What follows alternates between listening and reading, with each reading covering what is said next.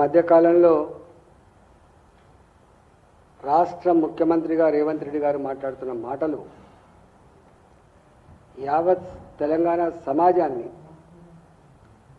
తలదించుకునేదిగా చేస్తూ ఉంది. వాళ్ళ ఆత్మస్థైర్యం దెబ్బతినేదిగా చేస్తూ ఉంది. దేశ చిత్రపటం మీద గొప్పగా వెలుగొందిన తెలంగాణ, అభివృద్ధి చెందుతున్న తెలంగాణ, ప్రపంచంలోనే అమెరికా లాంటి దేశంలో గొప్పగా పాత్ర నిర్వహిస్తున్న తెలంగాణ బిడ్డల యొక్క ఆత్మస్థైర్యం దెబ్బతీసేదిగా ఉంది. తాను దిగజారిపోయి మొత్తం తెలంగాణ సమాజమే దిగజారిపోయిందని చెప్పే ఆత్మన్యూత భావంతో కూడిన మాటలు మాట్లాడుతున్నాడు. తెలంగాణ ఎన్నడూ కూడా పేదది కాదు. తెలంగాణ పేదరికంలో ముంచబడ్డదని చెప్పి 100 సార్లు మేము మాట్లాడినాం. నిజాం కాలం నాడే తెలంగాణలో రైల్వేల వ్యవస్థ కానీ, తెలంగాణలో ట్రాన్స్పోర్ట్ వ్యవస్థ కానీ, తెలంగాణలో గొప్ప చెరువులతో రామప్ప, లక్నవరం లాంటి కాకతీయులు కట్టినటువంటి చెరువులు కావచ్చు. ఇవాళ ఒక్క మాటలో చెప్పాలంటే దేశంలోనే అత్యధిక చెరువులు కలిగి వరి పండించే ప్రాంతంగా, సన్నన్నం తినే ప్రాంతంగా వెలుగొందిన రాష్ట్రం ఇది. ఆనాడు పక్క రాష్ట్రం ఆంధ్రప్రదేశ్ రాష్ట్రం తమిళనాడు ప్రాంతంలో ఉంటే అక్కడ జొన్నన్నం తినేటువంటి సందర్భంలో మన రామప్ప కింద, మన లక్నవరం కింద వాళ్ళు వచ్చి ఇవాళ బియ్యం కోసం, సన్నన్నం కోసం ఎగబడ్డ చరిత్ర తెలంగాణది. ఉమ్మడి ఆంధ్రప్రదేశ్ రాష్ట్రంలో 69 ఉద్యమం వచ్చింది. నిధులు మావి, సొమ్ము మాది, సోకు మీద అవుతుందని చెప్పి, ఉద్యోగాలు మావి, మీరు అనుభవిస్తున్నారని చెప్పి 69 ఉద్యమం జరిగింది. ఆనాడు 6 పాయింట్ ఫార్ములా వచ్చింది, అదొక సబ్జెక్టు. తెలంగాణ ఉద్యమం కొనసాగుతున్నప్పుడు అనేక సందర్భాల్లో ఇవాళ తెలంగాణ స్వయంగా అభివృద్ధి చెందిన ప్రాంతం ఇది. వ్యవసాయ రంగంలో కావచ్చు, ఇన్ఫ్రాస్ట్రక్చర్ రంగంలో కావచ్చు, సేవా రంగంలో కావచ్చు, ఐటీ రంగంలో కావచ్చు, ఈ హైదరాబాద్ని మించింది లేదని చెప్పి ఆనాడు మేము అనేక సార్లు ఉపన్యాసాలు ఇచ్చినాం. మొత్తం ఆనాటి సమైక్య రాష్ట్రానికి 50% పైబడి ఆదాయం ఒక హైదరాబాద్ నుంచే వస్తుంది. 23 జిల్లాలను సాధేటువంటి ప్రాంతం హైదరాబాద్ అని చెప్పి ఆనాడు మేము అనేక సందర్భాలు చెప్పినాం. కానీ అలాంటి రాష్ట్రాన్ని ఒక వ్యక్తిని దృష్టిలో పెట్టుకొని, ఒక పార్టీని దృష్టిలో పెట్టుకొని ఇవాళ ఇది దివాళా తీసిందని చెప్పి పదే పదే చెప్పడం ద్వారా ఆయన దివాలా కోరుతనమేందో అర్థమైపోయింది. పరిపాలించే చేతగాక, చేవలేక, అనుభవం లేక, ఏది మాట్లాడనో, ఏది మాట్లాడకూడదో, ఏది చేయాలనో, ఏది చేయకూడదో ఆ గంభీరత లేనటువంటి రేవంత్ రెడ్డి ఇవాళ చివరికి తెలంగాణ రాష్ట్రాన్నే ఒక దివాలాకోరు రాష్ట్రంగా, తెలంగాణ ప్రజల్ని ఎందుకు పనికిరాని వాళ్ళుగా ఇవాళ చిత్రీకరించే ప్రయత్నం చేయడాన్ని తీవ్రంగా ఖండిస్తున్నాం.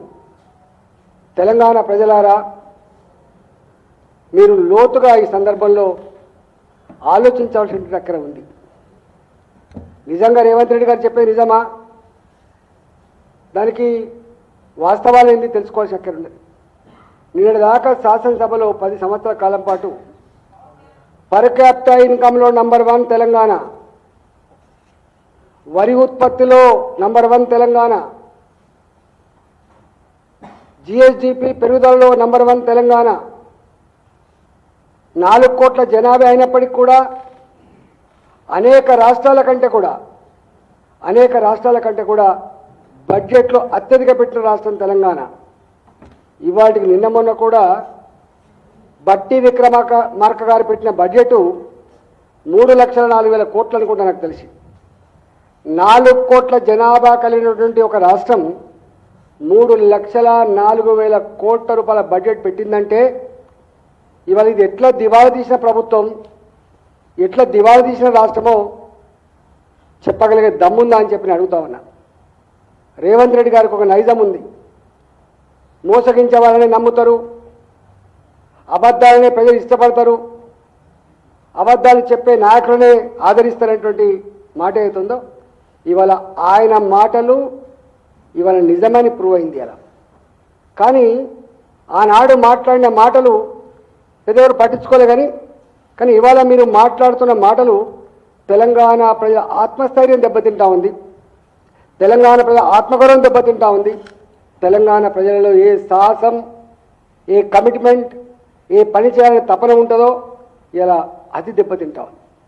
నువ్వు ధ్వంసం చేస్తున్నది నీకు అధికారం ఇచ్చిన కర్మానికి, నువ్వు ధ్వంసం చేస్తున్నది నీ కాంగ్రెస్ పార్టీని మాత్రమే కాదు, నువ్వు ధ్వంసం చేస్తున్నది తెలంగాణ సమాజాన్ని ధ్వంసం చేస్తున్నావు, తెలంగాణ రాష్ట్ర గొప్పతనాన్ని ధ్వంసం చేస్తున్న విషయాన్ని నువ్వు మర్చిపోవద్దని చెప్పి నేను మనవి చేస్తా ఉన్నా. ఇవాళ నేను ఆర్థిక మంత్రిగా పనిచేసిన 5 సంవత్సరాలు. నేను మొట్టమొదటి ఆర్థిక మంత్రిగా పనిచేసిన 2014 నుంచి 2018-19 వరకు 6 బడ్జెట్లు ప్రవేశపెట్టా. 2014 జూన్ 2వ తారీఖు నాడు తెలంగాణ రాష్ట్రం ఏర్పాటైన తర్వాత ఫస్ట్ బడ్జెట్ని మొదలుపెట్టి 2018-19 వరకు 6 బడ్జెట్లు ప్రవేశపెట్టిన నేను బడ్జెట్ ప్రవేశపెట్టుతున్న అన్ని సందర్భాల్లో కూడా ఆనాడు నా సంభాషణలు చెప్పిన నేను చాలా కొత్త రాష్ట్రమే అయినా తడబాటు లేకుండా గొప్పగా పురోగమిస్తున్నాం. మా ఆశయం, ఆనాటి మా ఆశయం కొత్త రాష్ట్రమే అయినా 4 కోట్ల జనాభా ఉన్నటువంటి చిన్న రాష్ట్రమే అయినా 29 రాష్ట్రాల కంటే కూడా అతివేగంగా అభివృద్ధి చెందిన రాష్ట్రం ఉండాలని చెప్పి మేము భావించినాం. అదే పద్ధతిలో మేము మా బడ్జెట్ ఆదాయాలు కావచ్చు, మా ఎక్స్పెండిచర్ కావచ్చు జరిగింది. నేను 2014-15లో 10 నెలలకు గాను 2014-15 10 నెలలకు గాను అప్పుడు మాకు వచ్చినటువంటి ఓన్ ట్యాక్స్, సొంత ట్యాక్స్ల ఆదాయం 29,285 కోట్లు. 2014-15లో 10 నెలల కోసం వచ్చినటువంటి సొంత ట్యాక్సులు 29,285 రూపాయలు. 2015-16లో దాదాపు 10,000 కోట్లకు జంప్ అయి 39,975 కోట్లు. 2015-16లో 48,000 కోట్లు, ఆల్మోస్ట్ 9,000 కోట్లు జంప్ అయింది. 17-18లో 56,520 కోట్లు, 6,000 కోట్లు జంప్ అయింది. 18-19లో 64,000 కోట్లు, దాదాపుగా 8,000 కోట్లు జంప్ అయింది. 19-20 67,597 కోట్లు, దాదాపు 7,000 కోట్లు జంప్ అయింది. 20-21 అప్పుడు కరోనా కష్టకాలంలో కూడా ప్రపంచ దేశాల ఆర్థిక వ్యవస్థ కుంగిపోతున్నప్పటికి కూడా, దేశంలో తిరోగమనం ఉన్నప్పటికీ కూడా తెలంగాణ మాత్రం ఇవాళ కొంత ఆటుపోటకు లోనైనప్పటికీ కూడా 19-20లో 67,000 కోట్లు వస్తే 20-21లో 66,000 కోట్లు వచ్చింది. 66,000 కోట్లు వచ్చింది. మళ్ళీ వెంటనే పుంజుకొని ఒకటేసారి జంప్ వచ్చి 21-22లో 96,745 కోట్లు, అంటే 30,000 కోట్లు జంప్ వచ్చింది. ఇవాళ 22-23లో 1,06,000 కోట్లు, 1,00,000 దాదాపు 7,000 కోట్లు, దాదాపు ఇక్కడ 89,000 కోట్లు జంప్ వచ్చింది. 23-24లో 1,19,000 కోట్లు. ఇవాళ ఇంత దివాలా తీసిందని చెప్పబడే, ఇంత పేలవంగా నడిపే రేవంత్ రెడ్డి సర్కార్లో కూడా 24-25 ఆర్థిక సంవత్సరంలో దాదాపు 1,28,000 కోట్లు, మార్చి మంత్కి పూర్తిగా రాలేదు. ఇలా దాదాపుగా 1,30,000 కోట్ల రూపాయలు వచ్చే ఆస్కారం ఉంది. ఇంత గొప్ప రాష్ట్రాన్ని పట్టుకొని ఏ సంవత్సరమైనా నేను ఈ లెక్కలు ఎక్కడంటే అక్కడ చర్చించడానికి సిద్ధంగా ఉన్నా. ఇవన్నీ కూడా బడ్జెట్ పుస్తకాలలో నుంచి తీసినటువంటి అంకెలు ఇవి. అంటే 2014-15లో 30,000 కోట్లు ఉన్నటువంటి ఈ రాష్ట్ర ఓన్ ట్యాక్స్ రెవెన్యూ ఇవాళ 11 సంవత్సరాల కాలంలో 1,25,000 నుంచి 1,30,000 కోట్లకు వచ్చింది. ఇది దివాలా రాష్ట్రమా? ఇది పురోగమిస్తున్న రాష్ట్రమా? అదేవిధంగా నాన్ ట్యాక్స్ రెవెన్యూ అంటే భూముల అమ్మకం కానీ, ఇసుక ద్వారా కానీ, మట్టి ద్వారా కానీ, ఫారెస్టులో దొరికే వాటి నమ్మకం వల్ల కానీ, ఇలాంటి అనుకుని నాన్ ట్యాక్స్ రెవెన్యూ కింద వస్తాయి. అలాంటి నాన్ ట్యాక్స్ రెవెన్యూలో కూడా 2014-15లో 6,447 కోట్లుంటే 15-16లో 14,000 కోట్లు, 16-17లో 9,000 కోట్లు, 17-18లో 8,000 కోట్లు, 18-19లో 10,007 కోట్లు, 19-20లో 7,360 కోట్లు, 20-21లో 6,101 కోట్లు, 21-22లో 8,857 కోట్లు, 22-23, 23-24లో కొంత భూములు అమ్మినాం కాబట్టి 19,554 కోట్లు, 23,820 కోట్లు. ఈ రేవంత్ రెడ్డి గారు వచ్చిన తర్వాత కూడా 24-25లో 6,000 కోట్ల రూపాయలు. ఇంకా మార్చి మంత్ కలపలే, ఇక్కడ తగ్గలే ఆదాయం. ఆయన అన్నాడు share of government of India taxes. మనకు గవర్నమెంట్ ఆఫ్ ఇండియా నుంచి ట్యాక్స్ వస్తాయి, దాన్ని ట్యాక్స్ డెవల్యూషన్ అంటారు. నేను కొత్తగా 2014-15లో బడ్జెట్ పెట్టినప్పుడు 8,189 కోట్లు, 15-16లో 12,351 కోట్లు, 16-17లో 14,876 కోట్లు, 17-18లో 16,420 కోట్లు, 18-19లో 18,561 కోట్లు, 19-20 కొత్త కరోనా కష్టకాలం కాబట్టి 15,000 కోట్లు, 19-20-21లో 12,000 కోట్లు, ఇవాళ 21-22లో 13,000 కోట్లు, 22-23లో 19,665 కోట్లు, ఇవాళ 23-24లో 16,536 కోట్లు. ఇంకా ఈ సంవత్సరం 2024-25 పూర్తిగా రాలేదు, వస్తే ఎలక్షన్ జరగలేదు కాబట్టి ఇంకా మార్చి మంత్ యాడ్ కాలేదు, అది కూడా 18,000 కోట్లు ఉండేది. అంటే ట్యాక్స్ డెవల్యూషన్లో కూడా గ్రోత్ తప్ప ఎక్కడ తగ్గలే. మొత్తం 11 సంవత్సరాల కాలంలో గ్రోత్ తప్ప. గ్రాంట్స్ ఇన్ ఎయిడ్ అని ఉంటుంది, అంటే సెంట్రల్లీ స్పాన్సర్ స్కీమ్స్ కింద వచ్చాయి.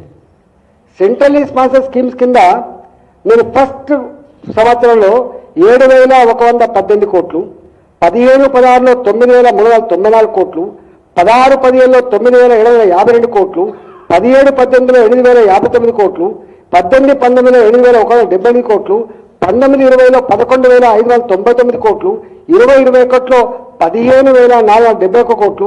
ఇట్లా చేసుకుంటూ పోతే దాదాపుగా 10,000 కోట్లకు చేరింది ఇవాళ. సెంట్రల్లీ స్పాన్సర్ స్కీమ్స్ అంటే ఉపాధి హామీ పని కోసం ఇచ్చేది కావచ్చు, సిఆర్ఎఫ్ కింద ఇచ్చే రోడ్ల పైసలు కావచ్చు, పిఎంజెస్ కింద ఇచ్చే రోడ్ల పైసలు కావచ్చు, హెల్త్ డిపార్ట్మెంట్కి ఇచ్చే. ఇట్లా చూస్తే ఇవాళ మొత్తంగా రెవెన్యూ రిసీట్స్ చూస్తే 2014 నుంచి 2024-25 వరకు ఇవాళ ఆనాడు 51,000 కోట్లుంటే, 2014-15లో 51,000 కోట్లుంటే ఇవాళ మార్చి మంత్ కలుపుకోకపోతే కూడా 1,36,000 కోట్లు. మార్చి మంత్ 20,000 కోట్లు అనుకున్నా కూడా, ఎందుకంటే ట్యాక్స్ ఎక్కువ వచ్చేది మార్చి మంత్లో కాబట్టి 1,56,000 కోట్లు. ఎక్కడి 51,000 కోట్ల ఆదాయం, ఎక్కడి 1,56,000 కోట్ల ఆదాయం. ఇవాళ బారోయింగ్స్లో కూడా, అప్పులలో కూడా వీళ్ళు ఎంత దుర్మార్గులు అంటే వీళ్ళు. నేను మొట్టమొదటిగా 14-15లో మాకు ఎఫ్ఆర్బిఎం రుణం వచ్చింది కేవలం 9,410 కోట్లు. నిన్న రేవంత్ రెడ్డి గారు ఎఫ్ఆర్బిఎం కింద 2024-25లో తీసుకున్న అప్పు 64,457 కోట్లు. ఎక్కడి 9,000 కోట్లు, ఎక్కడి 64,450 కోట్లు. ఒకవేళ అప్పు తీసుకోవడానికి ఎలిజిబిలిటీ లేకపోతే, బ్యాంకులు కనుక రుణం ఇవ్వడానికి దగ్గర రానియకపోతే బ్యాంకులను మనం చూస్తేనే పారిపోతున్నా అనుకుంటే మరి ఎట్లా అప్పు నువ్వు 64,457 కోట్ల రూపాయలు తెచ్చుకున్నావు రేవంత్ రెడ్డి? సమాధానం చెప్పే దమ్ముందా అంటున్నా నేను. ఏం మాటలు నీవి? ఏ సంవత్సరం కూడా అట్లనే రెవెన్యూ ఎక్స్పెండిచర్, క్యాపిటల్ ఎక్స్పెండిచర్లో కూడా ఎక్కడ తక్కువ లేదు. ఈవెన్ క్యాపిటల్ ఎక్స్పెండిచర్లో కూడా ఏ రాష్ట్రం అయితే క్యాపిటల్ ఎక్స్పెండిచర్ పెరుగుతుందో ఆ రాష్ట్రం గొప్పగా అభివృద్ధి చెందడానికి నిదర్శనం. అదొక క్రైటీరియా. దాంట్లో క్యాపిటల్ ఎక్స్పెండిచర్లో ఫస్ట్ ఇయర్లో 2014-15లో 8,373 కోట్లుంటే ఇవాళ పోయిన 2023-24లో కూడా 44,000 కోట్లు. ఈవెన్ రేవంత్ రెడ్డి సర్కార్లో కూడా 32,000 కోట్లు లేదు. 24-25లో రూపాయి శాంక్షన్ లేదని చెప్పినప్పటికి కూడా 32,000 కోట్ల రూపాయలు పాత శాంక్షన్లకు ఖర్చు అయింది ఉంది. ఈవెన్ అవుట్ స్టాండింగ్ కూడా ఈయన ఎన్ని లక్షల కోట్లు ఉన్నది, 9 లక్షల కోట్లు ఉందని చెప్తున్నాడు. ఇవాళ గ్యారంటీ రుణాల పక్కకు పెడితే మిషన్ భగీరథ కోసం తెచ్చింది కానీ, ఇరిగేషన్ కార్పొరేషన్ ద్వారా సేకరించింది కావచ్చు, ఇవాళ సివిల్ సప్లైస్ కోసం తీసుకున్న రుణాలు కావచ్చు, ఇవి పక్కకు పెడితే ఇప్పటికి కూడా తెలంగాణకున్న అప్పు 4,63,583 కోట్లు. రాష్ట్రం వచ్చినాడు కూడా అప్పు ఉండే. చాలామంది మిగులు బడ్జెట్ అంటే కానీ రాష్ట్రం వచ్చినప్పుడు కూడా పంచుకున్నప్పుడు మనకు కొంత అప్పు వచ్చింది ఉమ్మడి రాష్ట్ర వారసత్వంగా. అది 77,333 కోట్లు. 77,333 కోట్ల రూపాయలు ఆనాడు రాష్ట్రం విడిపోయినప్పుడు మనకు అప్పుగా వచ్చింది. ఇవాళ 2024-25లో ఇవాళ మనకున్న అప్పు గ్యారంటీ రుణాలు పక్కకు పెడితే మనకున్న అప్పు 4,63,583 కోట్లు. ఇవాళ నేను ఒకటే లెక్కలు ఎందుకు చెప్తున్నా అంటే తెలంగాణ సమాజం కుంగిపోవద్దు.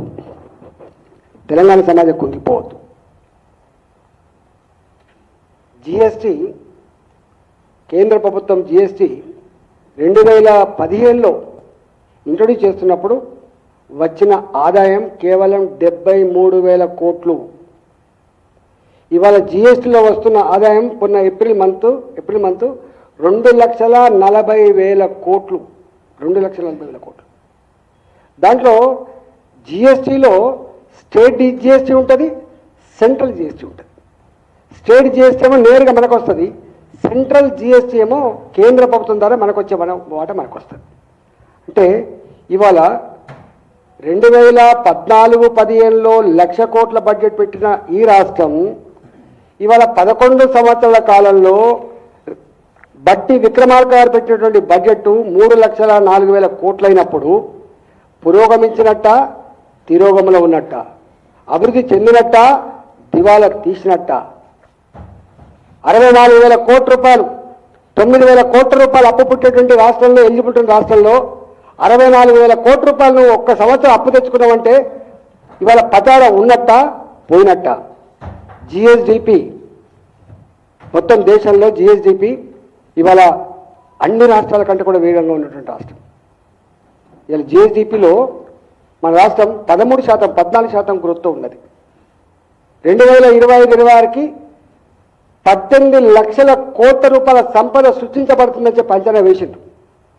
ఈ రాష్ట్రంలో ఉన్నటువంటి మేధావులు కావచ్చు, బుద్ధిజీవులు కావచ్చు, యువశక్తి కావచ్చు, రైతాంగం కావచ్చు, ఇవాళ ఇన్ఫ్రాస్ట్రక్చర్ రంగంలో ఉన్నది కావచ్చు, సేవా రంగంలో ఉన్నది కావచ్చు, వీళ్ళందరూ కష్టపడితే వాళ్ళ చెమట బిందువుల మీద సృష్టించబడ్డ సంపద 18 లక్షల కోట్లు. రేవంత్ రెడ్డి 4 కోట్ల జనాభా ఉన్నటువంటి తెలంగాణలో 18 లక్షల కోట్ల రూపాయల సంపద సృష్టించబడితే దివాళీ తీసిన రాష్ట్రం అంటే అవును. అప్పు పుట్టలే అంట 64,000 కోట్ల రూపాయలు అప్పు తెచ్చుకొని ఏమి నీతి ఇది? ఇవాళ తెలంగాణ ప్రజల గమనించమని చెప్పి కోరుతున్నా. ఇవాళ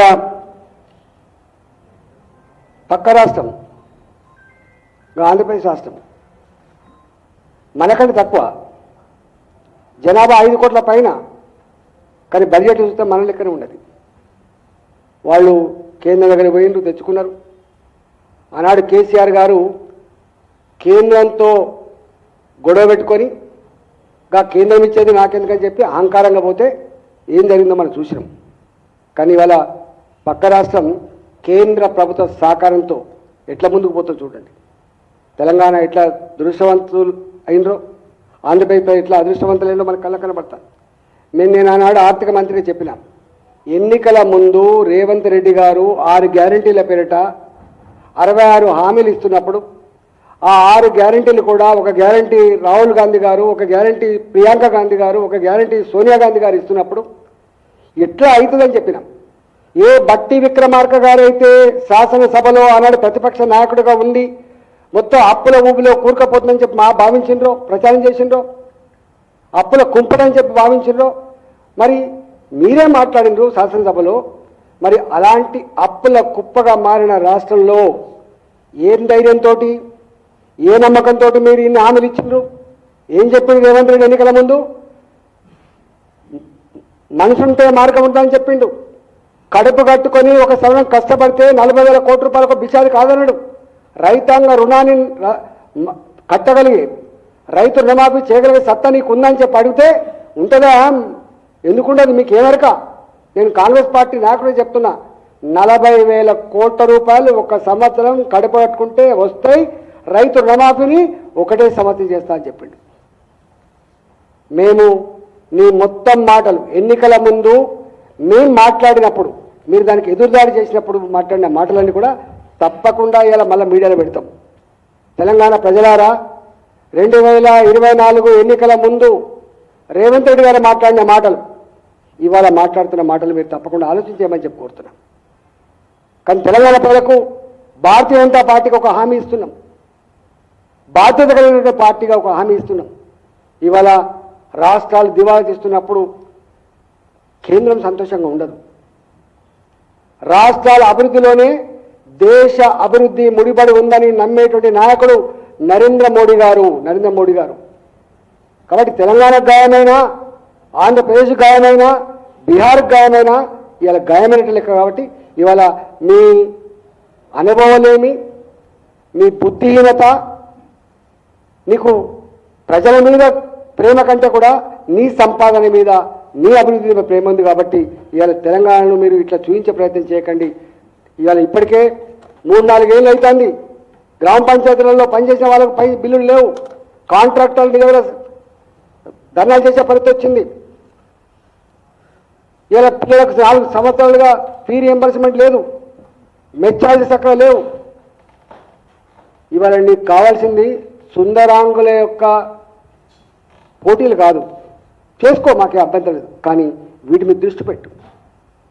నిజంగా అవసరం ఉన్నప్పుడు, ఆపద ఉన్నప్పుడు గంభీరత ఉండాలి, ప్లానింగ్ ఉండాలి, మరింత కమిట్మెంట్ ఉండాలి, మరింత ఒళ్ళు వంచి పనిచేసే పద్ధతి ఉండాలి, కోఆర్డినేషన్ ఉండాలి, అనుభవజ్ఞుల యొక్క సలహాలు స్వీకరించాలి, దాన్ని పటిష్టంగా ముందుకు తీసుకుపోవాలి. కానీ ఇలా నడవంతాన కాడెత్తేసేటోడు అంటే ఇంత తొందరగా నువ్వు కాడెత్తేస్తావని, ఇంత తొందరగా ఇలాంటి మాటలు మాట్లాడతామని, ఇంత తొందరగా తెలంగాణ సమాజాన్ని కుంగదీస్తామని, ఇంత తొందరగా ఇవాళ దేశంలో తెలంగాణ పరువు తీస్తామని మాత్రం ఎవరు భావించలేదు. ఇది నీ సిగ్గుమాలితనానికి, నీ బుద్ధిలేనితనానికి, నీ అనుభవం లేని నిదర్శనంగా మేము భావిస్తా ఉన్నాం. మేము తప్పకుండా రాబోయే కాలంలో మేము అందుకే చెప్తున్నాం, నీకు హిమాచల్లో అధికారం ఇస్తే గట్లే కథం పట్టించినావు, కర్ణాటకలో అధికారం ఇస్తే గట్లే కథం పట్టించినావు, ఇలా తెలంగాణ అధికారం ఇస్తే గట్లే కథం పట్టి నువ్వు మీద ఇంకా కాంగ్రెస్ని చూసి నేర్చుకో, రేవంత్ రెడ్డిది ఆదర్శంగా తీసుకో. ఏం ఆదర్శం నీది? ఏం ఆదర్శం? నీది ఆదర్శించుకో కథమైపోతాం. ఇవాళ కేంద్ర ప్రభుత్వం 50 లక్షల కోట్ల రూపాయల బడ్జెట్ పెట్టి ప్రపంచంలో 3rd వరల్డ్ కంట్రీగా ఉన్నటువంటి భారతదేశాన్ని ఇవాళ అగ్రదేశాల సరసన చేసినటువంటి ఘనత కేంద్ర ప్రభుత్వాన్ని, మోడీ గారిది. 11వ ఆర్థిక వ్యవస్థగా ఉంటే 5వ ఆర్థిక వ్యవస్థగా తీర్చిదిద్దిన ఘనత మోడీ గారిది. రేపు 3వ ఆర్థిక వ్యవస్థగా ఎదగాలని చెప్పి కళ్ళు కంటున్నది మోడీ గారి సర్కార్. ఇలా మోడీ గారు ధైర్యానికి ప్రతీక. మోడీ గారు ప్రజానీకాన్ని నడిపించడంలో, దేశాన్ని పురోగమింపజేయడంలో, ప్రపంచ చిత్రపటం మీద దేశాన్ని నిలపడంలో వారు చేస్తున్న కృషి ఏంది, ఇవాళ నువ్వు చేస్తున్న పని ఏంది? ఇంత దరిద్రం ఉంటుందా? ఇవాళ తప్పకుండా రేపు రాబోయే కాలంలో భారతీయ జనతా పార్టీ, ఇప్పటికే తెలంగాణ ప్రజలందరూ అనుకుంటారు, దీనికి విరుగుడు, బుద్ధి తక్కువై చెంపలేసుకొని వీళ్ళకి ఎందుకు అధికారం ఇచ్చామని చెప్పి అనుకుంటారు. ఇంకా మేము హామీల జోలికి పోవట్లే. నువ్వు ఇచ్చిన పెన్షన్లు, నువ్వు ఇచ్చిన డిఏలు, నువ్వు ఇచ్చిన రైతు బంధు, నువ్వు ఇచ్చిన పెళ్లిళ్ళకి ఇచ్చే తులం బంగారం, నువ్వు విద్యార్థులకు ఇచ్చినటువంటి హెల్త్ కార్డులు, ఆడపిల్లలకి ఇచ్చే స్కూటీలు, వీటి జోలికి పోవట్లే. అవన్నీ జోలికి పోవట్లే. కానీ ఉన్న స్కీములను కూడా నడిపే దమ్ము లేక కాడెత్తేసినావు.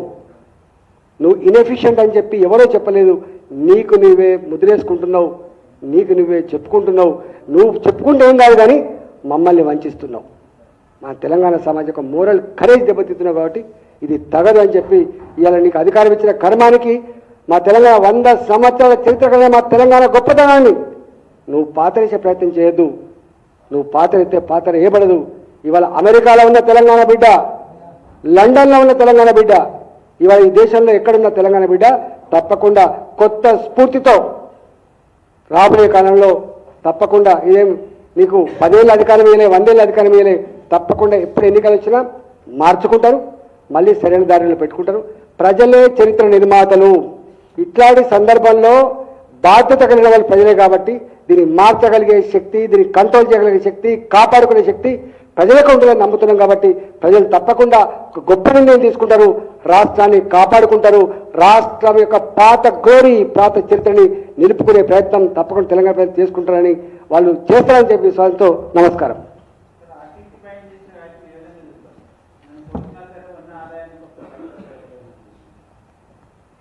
ఒక ఆర్టీసీ మాత్రమే కాదు, అన్ని వర్గాలు, అన్ని డిపార్ట్మెంట్ ఎంప్లాయీస్, విశ్వవిద్యాలయంలో పనిచేసే ఉద్యోగులు, ఇవాళ అవుట్సోర్సింగ్లో పనిచేసే ఉద్యోగులు, చివరికి పోలీస్ డిపార్ట్మెంట్లో దాచుకున్న డబ్బులు, ఇళ్ళు కట్టుకున్నా, పెళ్లి చేసుకున్నా వాళ్ళకింత రుణం తీసుకునే అధికారం ఉంటుంది.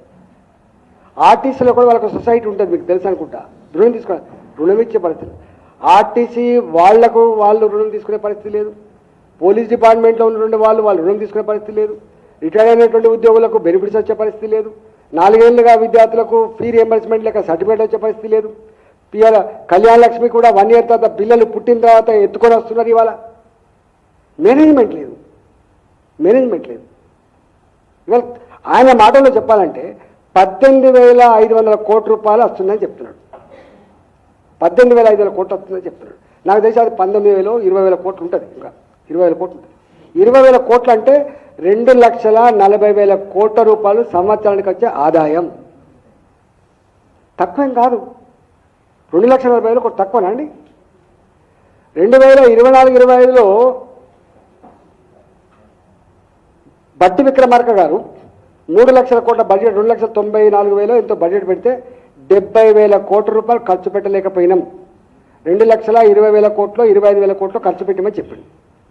మరి ఇప్పుడు ఆయన లెక్క ప్రకారంగానే పోయిన సంవత్సరం 2,25,000 కోట్లు ఖర్చు పెడితే 2,40,000 కోట్ల రూపాయలు ఆదాయం వస్తుందని చెప్తున్నారు. మరి మేనేజ్ చేయాలి కదా. ఎందుకు అడిగినావు నువ్వు? అప్పుడు ఎందుకు వచ్చినావు ఓట్ల కోసం? కాంగ్రెస్ పార్టీ మా చేతిలో పెట్టండి, ఈ రాష్ట్రం అంతా కూడా కుటుంబ పరిపాలన నడుస్తుంది, రాచరిక పరిపాలన నడుస్తుంది, దోపిడీ పరిపాలన నడుస్తుంది, కుటుంబమే మొత్తం దోచుకుంటుంది, హక్కులు లేకుండా పోయినాయి, ఫోన్లు ట్యాప్ చేస్తున్నారు, ఇవన్నీ చెప్పిండ్రు. ప్రజలందరూ నిజమే 10 సంవత్సరాల కాలంలో కుటుంబ పరిపాలన పోవాలని, రాచరిక పద్ధతి పోవాలని, దోపిడీ పోవాలని, మీకు తెలంగాణ ఇచ్చినోళ్ళు కాబట్టి మీకు ఇంత ఓటు ఎత్తే మంచిగా చేస్తారని చెప్పి భావిస్తే వాళ్ళు పేలవంగా పరిపాలించాలని చెప్పి నీకు ఓటించిన కర్మానికి వాళ్ళకు 10 సంవత్సరాలు పడితే నువ్వు 10 నెలల్లోనే ఈ పని చేసినావు. అంటే ఆర్టీసీ పిలువు, మాట్లాడు, అర్థం చేయించు. ఆర్టీసీ కార్మికులు పిలువు, రేపు అవుట్సోర్సింగ్ ఎంప్లాయీస్ని పిలువు, రేపు ఉద్యోగులను పిలువు. నువ్వేం చేయగలుగుతావు చెప్పు. వాడికి రాగానే నాకు తెలిసి మా ఉద్యోగులు కావచ్చు, మా ఆర్టీసీ కార్మికులు గొప్పతనం చెప్తాను నేను. తెలంగాణ ఉద్యమంలో సమ్మె చేసినప్పుడు మీ మొత్తం ఉద్యోగాలు తీసేస్తారంటే నా ఉద్యోగాలు పోయినా పర్వాలేదు, దసరా పండుగ సందర్భం అయినప్పటికీ కూడా మా ఇళ్లలో దసరా లేకపోయినా తెలంగాణ కావాలని చెప్పి కొట్లాడిన వాళ్ళు మా ఆర్టీసీలు. గంత గొప్ప మనసున్న వాళ్ళు మా ఆర్టీసీలు. మా ఉద్యోగులు బాధ్యత కలిగిన వాళ్ళు మా ఉద్యోగులు. పిలిచి మాట్లాడు. ఎందుకు మాట్లాడవు? ఏమైనా ప్రెస్ ముందుకు వచ్చి రోజు కదేనా దివాళా తీసింది. తెలంగాణ ఆఫీసర్లు బ్యాంకులకు పోతే దొంగ లెక్క చూస్తున్నాను మాట్లాడతావు. దొంగ లెక్క కనబడుతున్నావు. దొంగ లెక్క అయితేనే నీకు 64,000 కోట్ల అప్పు ఎట్లా పుట్టింది 2024-25లో? దొంగ లెక్క అయితేనే మళ్ళీ ఎట్లా పోతున్నావు అప్పులకు? నువ్వు నిన్న వచ్చి అనౌన్స్ చేసిపోయిండు. నిన్న గడ్కరీ గారు వచ్చి అనౌన్స్ చేసిపోయిండు.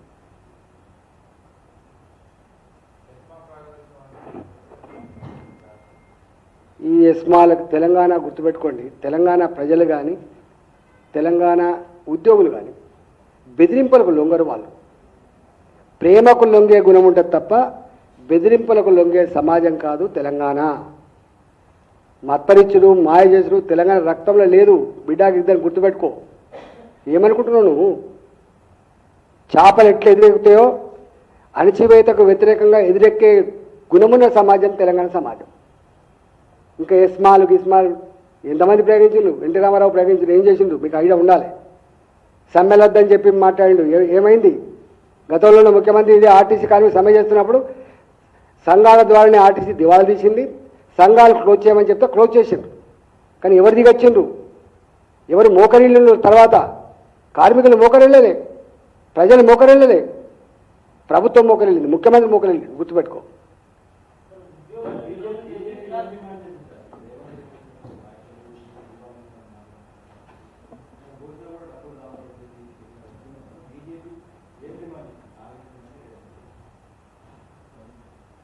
మేము చేతకానుడు అయితే రిజైన్ చేసి ప్రజలకు క్షమాపణ చెప్పమని డిమాండ్ చేస్తాను. నీకు చేతకాక నువ్వు 2024 ఎన్నికల కంటే ముందు ఏ ప్రగల్భాలు పలికినవో, ఏ హామీలు ఇచ్చినవో, ఏ మాటలు చెప్పినవో ఇవన్నీ నేను చేయలేను అని బేషరతుగా క్షమాపణ చెప్పి ముక్కు నేలకు రాసి తప్పుకో. శాతనుడు వస్తాడు, ఎవరో చేస్తారు. ఇంకేముంటుందండి? లేదంటే నీకు సిగ్గుమాలిన పద్ధతిలో నువ్వు అట్లా కొనసాగుతా అంటే సందర్భం వచ్చినప్పుడు కర్రగాల్చి బాధ పెడతారు. ఇక భరిస్తారు. ఏం చేస్తారు? ప్రజలు పాపం ఓట్లు వేసిన కర్మానికి.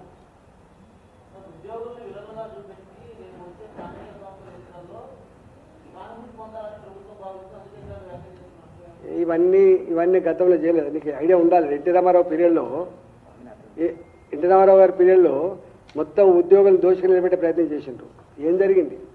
ఈవెన్ కేటీఆర్ అది మన కేసీఆర్ గారు కూడా ఇట్లాంటి ప్రయత్నం చేసిండు. ఏం జరిగింది? వాళ్ళు ఏమడుగుతారు? వాళ్ళు లేదు నువ్వు పీఆర్సీ ఉంది 20% మీకు 10% కానీ ఉద్యోగులకు రావాల్సిన రిటైర్మెంట్ బెనిఫిట్స్ ఇవ్వవా? ఉద్యోగులకు రెగ్యులర్గా కేంద్ర ప్రభుత్వం మీద డిఏ ఇస్తుందో డిఏ తీయాలి కదా 6 నెలలకు ఒకసారి. డిఏలు ఆపే అధికారం అయితే ఎవరికి లేదు కదా. నువ్వు పీఆర్సీ అనేది తర్వాత విషయం. జీతభత్యాలు పెంచడం నీ ఆర్థిక పరిస్థితి పెట్టి చేసుకో. కానీ డిఏ నీ కనీస కర్తవ్యం కదా. ఎన్ని డిఏలు బాకీ ఉన్నావు?